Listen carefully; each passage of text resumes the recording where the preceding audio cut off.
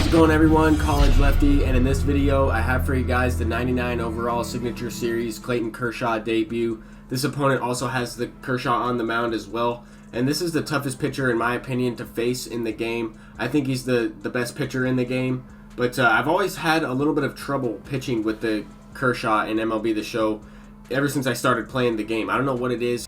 I used his Immortal card a lot last year, and I mean I did alright with him, but I never really successfully hit the meter with good feedback consistently with him. I don't know why that is, but maybe it's his motion. I don't really know. I'm not the best pitcher in this game to begin with anyway, but I am starting off with a base hit, an extra base hit from Pablo Sanchez, brings up Frank Thomas, and it's important to get an early lead when you're facing this Kershaw because you want to get his confidence down.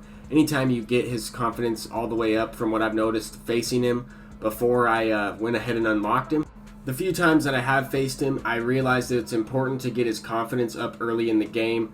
The more you're able to do that, the easier he is to kind of settle down with and pitch a complete game shutout. He's really hard to hit when he does have the gold bar of confidence, where his confidence is like 3/4 of the way full or even most of the way full. I mean, if you get it maxed out, good luck getting an extra base hit against this Clayton Kershaw, I would say, or even putting together a few base hits in a row to score a run. But this opponent did start off with a base hit from Tony Gwynn. He's kind of getting something going with the ball sent into the gap. And as long as Ichiro can get this ball in so he doesn't score there, I do have the double play set up facing Nolan Arenado. And Nolan Arenado is a really good card in this game. He destroys lefties. And I notice a lot of people are using lineups with a lot of right-handed hitters just because of the lefty signature series cards in Madison Bumgarner and this Kershaw. But they're on an early swing. The opponent ripped one down the line. I hung that curveball over the middle of the plate. That was the Andre Dawson from the Cubs. Definitely a good card. That was completely my fault. And if I make a good pitch right there, I feel like I could have gotten out of the inning unscathed. But this opponent was definitely a good player. I mean, he was hitting the ball. He had a pretty good record. I could tell by his at-bats that this was going to be a tough game. It was probably going to be a low-scoring game.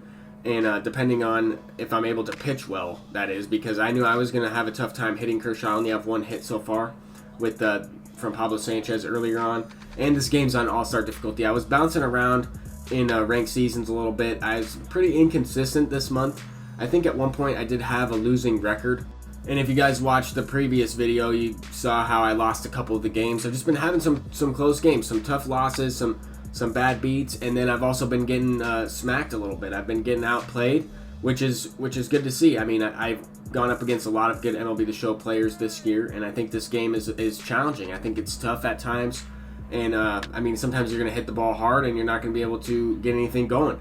Like in this inning right there, I mean, I had something cooking with Ichiro. I was able to get him to third base. I wasn't able to get the big hit right there with the runner in scoring position to score him. I mean, the outs that I was able to hit into were non-productive outs. I mean, I didn't move the guy over. I didn't get him in. I didn't do the job, but I'm still down one, and Kershaw has to settle in this game. Jose Reyes is going to make a nice play from in the sixth hole there, shallow left field, making a Derek Jeter throw to throw him out. But we have Frank Thomas up. He's going to need to step up in this game. I'm able to send one out to right field.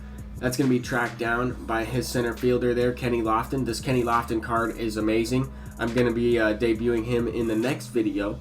Yeah, by the time I'm uploading this video, I will have the Kenny Lofton, or at least I should. I'm going to be taking out a couple of the cards that I have in my lineup right now, and then I'm going to be selling some of the equipment that I have on my creative player.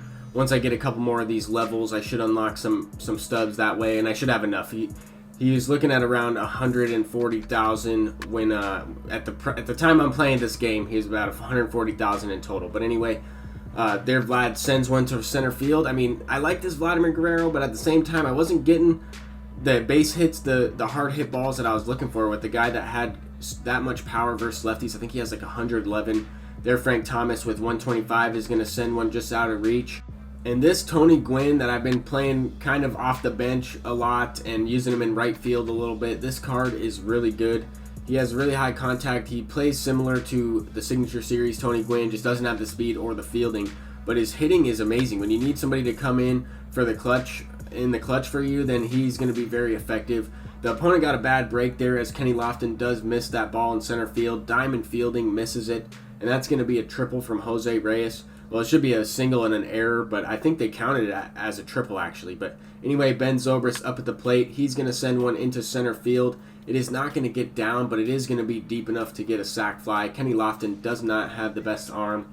So I am able to tie up this game at 2-2, and I'm looking to continue on pitching. I started to settle down a little bit. This opponent was hitting the ball well, and there, I mean, it was a well-hit ball. Unfortunate that it was a line out to the track, but Acuna didn't make the play. I got a bad animation there. I didn't get behind the baseball, and I also didn't coast into it. So, yeah, I didn't do either one of those things, which would have helped me in that situation, but luckily I was able to get out of the inning. Anytime you give a good player extra outs, it's just not something that you're trying to do. Later on in the game, I was able to get something going, and I had a situation to take advantage of, and Chipper Jones grounded out into a double play, which cost me a run right there. There I thought I connected with Ben Zobrist on that one. I thought I sent that one out to right field, and now we're in the bottom of the 11th. Tony Gwynn made that catch, and it's unfortunate, but he is going to start this inning off with a base hit from Francisco Lindor. That's the card I'm going to be looking to get. I have used him, and then I did sell him when he was up. His price has kind of been fluctuating. I noticed he was around $60,000, and at the same time, I did sell him at one point for $80,000. So his price has been fluctuating because of how good that Kenny Lofton is. But anyway, the opponent is walking it off. He brought in Nelson Cruz off the bench. He was able to walk that one off. So I did lose another game there, and I did have a losing record. I did check, and at this point, I was at like 8-9 on the season, 8 or 7-8, something like that. And now you have Clayton Kershaw on the mound once again, going up against an opponent that has a great team with Vita Blue. I picked up JD Martinez. I picked him back up. I sold a couple guys on my team. That Vladimir Guerrero was one of them. I wanted to try out a few other guys before I went ahead and got that Kenny Lofton. But anyway, Frank Thomas is going to send one into the gap. That's going to be extra bases. But 45 speed is not going to be enough to score from first base on that. It's unfortunate, but JD Martinez is only a hitter. He doesn't have any speed or defense out there. And I just refuse to use him on harder difficulties. But when I'm playing on All-Star like this, I'll use guys with more power and lower vision like Jay Buhner and JD Martinez. There was Chipper Jones ripping one up the middle. I do have some contact guys in my lineups still, but I do like to use more guys with power when I'm playing on the lower difficulties. And here, for example, is the play I'm talking about. I would have missed this ball every single time on the harder difficulty on all Hall of Fame or Legend. But anyway, the opponent was able to tag up from first on that ball in left field. JD Martinez unable to throw him out. And then I walked Mookie Betts. I mean, this guy's getting something going here early on. I struggled locating a little bit with this Kershaw. I mean, I know he's really good. The last game I was able to kind of keep him close. It's exactly what your ace is supposed to do. As long as he gives you a chance to win, that's all I'm looking for. I've personally hit Nolan Ryan a little bit better. But I really think that I'm going to start to get a little bit better with this Kershaw. I mean, I have no choice. He's going to be my ace on my team for a while, and I'm going to have to face him. I'm going to have to learn how to hit him a little bit better. But this opponent was able to tie up the game. I mean, Vita Blue with the base knock, Robinson Cano with the blue base hit. Then he takes the lead there with Jim Edmonds on a curveball. I hung that one, and he pulled it. He sent it out. But later on in the game, I do have a chance to break this game open. Ben Zobrist hits one into the gap. And that's going to be tracked down. What a play from a center fielder there. I thought I squared that one up, but it wasn't a power swing. It was a regular X swing, and it just stayed up in the air too long for his center fielder to track it down. But there, Chipper Jones made the play at third base. Now we have Ichiro up with another chance to score some runs here, and I'm going to hit a sac fly. I'm definitely going to test him as Griffey is coming in to score there. That Griffey's pretty good. That Griffey's a nice budget center fielder. Doesn't have the highest contact, but he does have good vision, and he has good defense as well. Here, Chipper Jones was hitting a home run, but it was robbed out there from his left fielder. I brought in Ricky Henderson off the bench to pinch run. Luckily, I was able to score that run, take a 4-3 lead, and now we're in the 6th inning. I still have Kershaw in the game, but this opponent was a good hitter as well, man. He was hitting the ball well, sending them to left field, getting some base hits, hitting some home runs. I don't think I've ever hit a home run off Kershaw. I might have had one or two, but there he's hitting one out with Jose Bautista. He takes the lead, so kind of a back and forth game. But at this point, I thought about taking out Kershaw. I might have to take him out here as he is due up in this inning. And Griffey Jr. is going to send that one into the gap. That's going to be extra bases, a very important way to start this inning off. It allows me to go to my bench and take out Kershaw. Definitely a great debut from him in this video. gave me a chance to win both of these games. It wasn't a dominating performance by any means. He didn't throw a complete game shutout and strike out multiple guys, but he definitely pitched well against a couple of pretty good players, good hitters at this game. And that pinch hit, base hit from Story was huge because it allowed my top of the order to come up. And there I missed that one a little bit with Pablo Sanchez. I wonder what his pitch feedback was like on that. It was a power swing. I missed it a little. I swung over the middle of the plate and it was an outside pitch. I did go the other way with it though. I felt like I got that one a little bit better with Chipper Jones, but it was into the gap. His left fielder does track it down. That's going to bring up Ben Zobrist facing Kenley Jansen with one out. I'm looking to kind of break this game open a little bit. I mean, I have a 2-run lead, bottom of the 7th inning. I don't want to let this guy have any chance to come back. And there I hit a no-doubter on a pitch over the middle of the plate.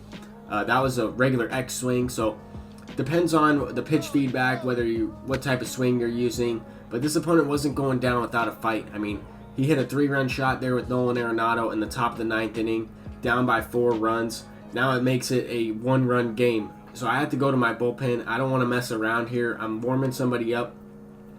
I'll go with Johnny Venters in this one, and I'll kind of just let this clip roll out. I mean, he's got Jim Edmonds, who already hit a home run lefty in this one. And, I mean, first pitch I missed there with the slurve. I'm looking to try and get ahead with Johnny Venters. Luckily, he chased that one because I sometimes have a tough time locating with that Venters. I mean, he does have lower control, lower walks per 9, but there I was able to get him to chase.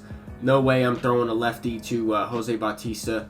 At this point, I'll play every single out and use a different pitcher for each out in this inning. I have 2 outs in the 9th inning, or each batter is what I mean. He goes to Rogers Hornsby off the bench. I'm going to leave in Osuna. Osuna is the guy that I need to use in this situation. He's got the slurve, he's got a cutter and a changeup, and there he chases the slurve on the outside pitch. That's going to be the game there, and definitely a good debut video. Move up to, I mean, I think I was around the 680 something, but thank you guys so much for watching. I'm College Lefty, and I'll see you guys in the next one. Peace out.